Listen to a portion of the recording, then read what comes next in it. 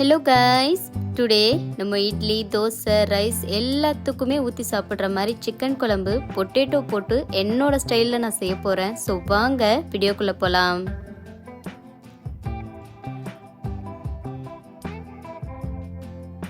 அதுக்கு ஃபஸ்ட்டு வானலில் தேவையான அளவுக்கு ஆயில் விட்டுக்கோங்க.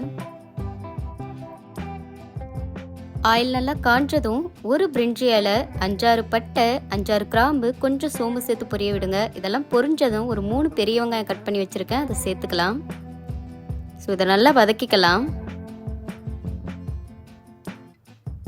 அது கூட கொஞ்சமாக கருவேப்பிலை சேர்த்துக்கலாம்.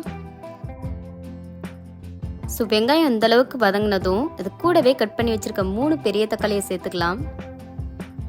ஸோ இதையும் நல்லா வதக்கி விட்டுடலாம்.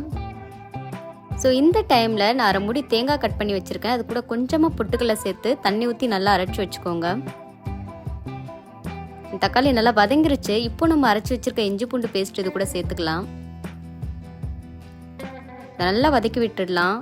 இஞ்சி பூண்டோட பச்சை வாசம் போகிற அளவுக்கு நல்லா வதக்கி விட்டுடலாம். இப்போது 1/4 டீஸ்பூன் மஞ்சள் தூள் அண்ட் 1 டீஸ்பூன் சில்லி பவுடர் சேர்த்து ஒரு 1 மினிட்க்கு சிம் ஃப்ளேமில் வச்சு நல்லா வதக்கி விட்டுடலாம். இப்போ நம்ம கட் பண்ணி வச்சிருக்க பொட்டேட்டோஸ் அது கூட சேர்த்துக்கலாம். அது கூடவே நம்ம வாஷ் பண்ணி வச்சிருக்க 1/2 kg சிக்கன் அது கூட ஆட் பண்ணிக்கலாம். இதை அப்படியே நல்லா மிக்ஸ் பண்ணி விட்டுட்டு ஒரு 2 மினிட்ஸ்க்கு ஹை ஃப்ளேமில் அப்படியே நல்லா வேக விடுங்க. ஸோ இப்போது குழம்புக்கு தேவையான அளவுக்கு குழம்பு தூள், கொஞ்சமாக சிக்கன் மசாலா அண்ட் தேவையான அளவுக்கு சால்ட்டு சேர்த்து அதை நல்லா மிக்ஸ் பண்ணி விட்டுடலாம். ஸோ நல்லா மிக்ஸ் பண்ணி விட்டுட்டு ஒரு 5 மினிட்ஸ் சிம் ஃப்ளேமில் நல்லா அப்படியே வேக விட்டுடலாம். இப்போ 5 மினிட்ஸ் ஆயிடுச்சு. மசாலா நல்லா வதங்கிருச்சு. இப்போது நம்ம பொட்டுக்கல்ல அண்ட் தேங்காய் போட்டு அரைச்ச பேஸ்ட் அது கூட சேர்த்துக்கலாம்.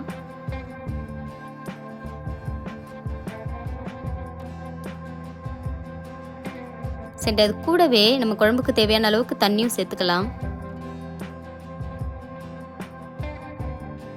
ஸோ இதை நல்லா மிக்ஸ் பண்ணி விட்டுட்டு ஒரு 25 மினிட்ஸ் நல்லா ஹை ஃப்ளேமில் கொதிக்க விட்டுருங்க.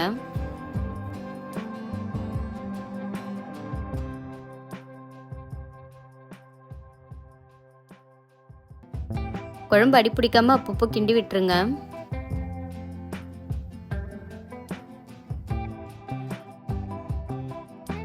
டுவெண்ட்டி 25 மினிட்ஸ் ஆயிடுச்சு. குழம்பு நல்லா கொதிச்சிருச்சு அண்ட் அதோட கலருமே நல்லா சேஞ்ச் ஆயிருக்கு. இந்த டைமில் கொஞ்சமாக கொத்தமல்லி தழை அண்ட் கருவேப்பிலை சேர்த்து அடுப்பு ஆஃப் பண்ணிடலாம். ஸோ இந்த குழம்பை நீங்கள் இட்லி, தோசை, ரைஸ் எல்லாத்துக்குமே ட்ரை பண்ணலாம். சூப்பராக இருக்கும். அண்ட் ஃபைனலி நம்ம வெயிட் பண்ண டேஸ்டியான சிக்கன் குழம்பு என்னோட ஸ்டைலில் ரெடி ஆயிடுச்சு. ஸோ நீங்களும் வீட்டில் ட்ரை பண்ணி பார்த்துட்டு கமெண்ட்டில் சொல்லுங்கள் எப்படி இருக்குன்னு. பாய்.